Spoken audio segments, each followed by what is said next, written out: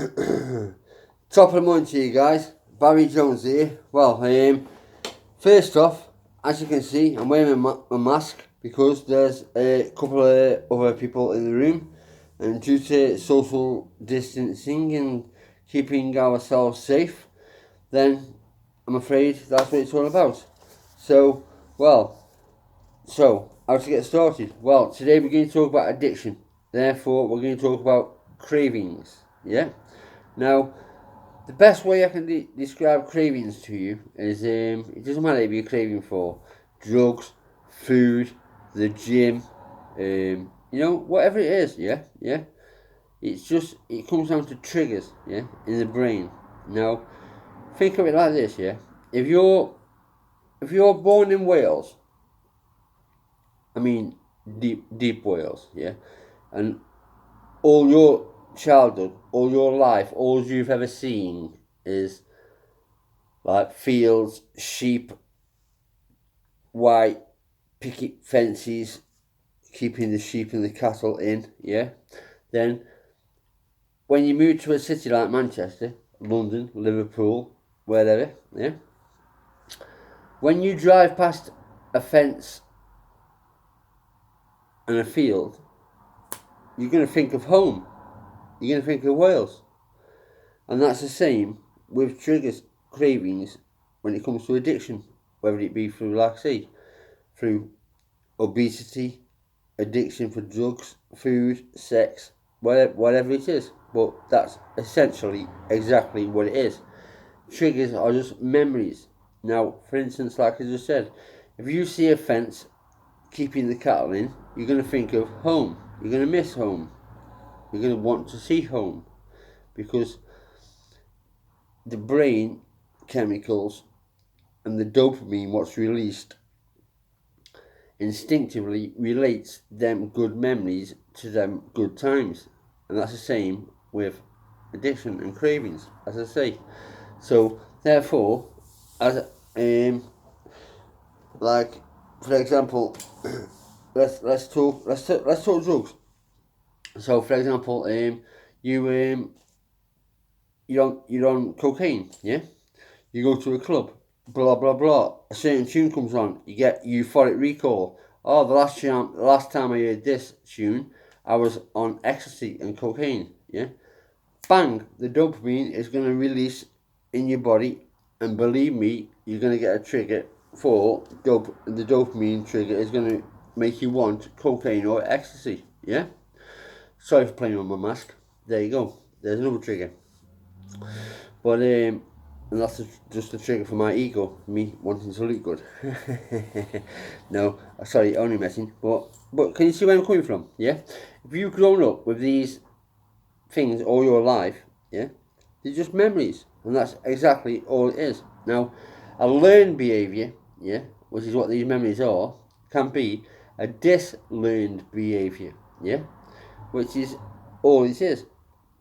So if you keep it simple as ABC, which in my book stands for action, belief, and consequence, yeah, then the action means I'll take cocaine. Therefore, the belief is I'll feel good. But the consequence could be, well, I'll be skint. I could get nicked. I could get jail. They could be get kicked out of the club. I could lose my relationship. I could end up in fucking jail, God forbid.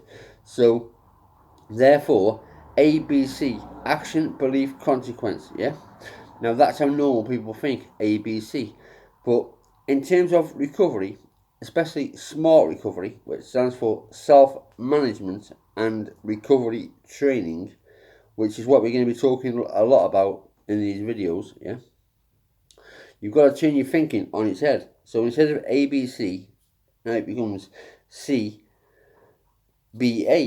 Yeah? So instead of action, belief, consequence, it becomes consequence, belief, action. Because if the action is I'll take cocaine and the belief is I'll feel good, if you think about the consequence and you take it to the extreme, as I said, end up in jail, get kicked out of the club, wasting my money, my relationship splits up. So if you think of the consequence first, the belief changes. So the consequence is I'll lose my relationship. Therefore, the belief is that's not a fucking good idea. Therefore, the action, take cocaine, doesn't seem so appealing. Do you understand where I'm coming from? So action, belief, consequence. Think of the consequence first, and boom, the action changes. The action changes. Simple as that. Now, this is where you got to think. Sorry, what's that? Yeah, don't get me wrong. Yeah, alright. Social distancing. Yeah, we're talking about consequences here. You know, motherfuckers trying to give me a virus. Yeah. Listen, don't worry. Don't worry. Listen, these guys know exactly where I'm coming from because they've experienced consequences. Serious consequences. I mean, myself, I spent 20 years in institutions, jails up and down the country. Yeah, I know about consequences, which is why I created this YouTube channel as a video diary to basically get off drugs, do my rattle on camera in front of you. So to say to you, if I can do it, anyone can do it. Yeah, and now I'm telling you what keeps me clean, what keeps me, and basically just giving a bit of advice on. Yeah, that's all I want to do. All I want to do is help you.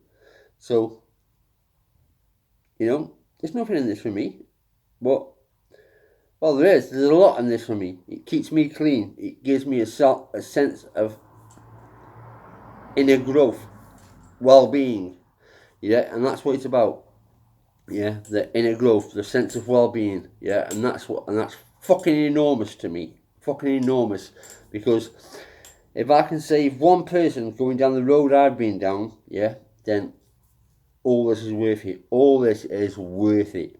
Yeah, but just let's backtrack on what I was going on about. So, like I said, if you've grown up in Wales all your life and you've been used to growing up around fields with fences keeping sheep or cattle in, yeah, when you move to Liverpool, big shout out to the L5 crew, because my friend L5 alive, choose life, not a knife. Massive respect for that shout out. My shout is drugs are for mugs. But anyway, you move to Liverpool, Manchester, Stoke-on-Trent, where we are today, yeah? Then you move and you driving down the road one day, you see a fence, bang, you think of home, you miss home. Simple as that. You miss home. Yeah? But, and it's the same as, whether, like I say, whether it be drugs, gym, overeating, sex, gambling, drugs, or for mugs, but whatever the trigger is, whatever the addiction is, whatever the craving is, the trigger will always be the same. Yeah? It's just memories. They're not triggers, they're just fucking memories. Yeah? But, as I said, normal people think rationalization says ABC. Action, belief, consequence. Now, the action being, yeah, I'll go out and I'll buy this new Prada handbag. Yeah? The belief, therefore, is I'll feel good. I'll have a sense of euphoric, wellness, but the consequence could be you can't pay your fucking rent. Yeah? So you flip it on its head. And I guarantee you, when you look at that bag and you think, I can't pay my rent, I could be homeless, I could lose my relationship, all of a sudden that bag is not so appealing. Yeah, and that's whether it's a bag, as in Prada bag, or whether it's a bag of beak, whether it's a bag of brown, whether it's a bag of whatever, yeah, or it's a bag of fucking chips, or it's a bag of Kentucky Fried Chicken. Think consequence first, yeah, and the belief always changes, always changes. So instead of ABC, flip it on its head. Think consequence first. The belief always changes. Yeah? With that, yeah, bring a bit of gratitude in. you don't want to lose your relationship. So therefore, think I've got a good relationship with my kids, with my wife, with my dog, with my budgie, with whoever, yeah. Or I don't want to not be able to pay my rent because I've got a nice little flat, yeah. Yeah, so bring a bit of gratitude into this as well, yeah. So not only does the consequence change, yeah.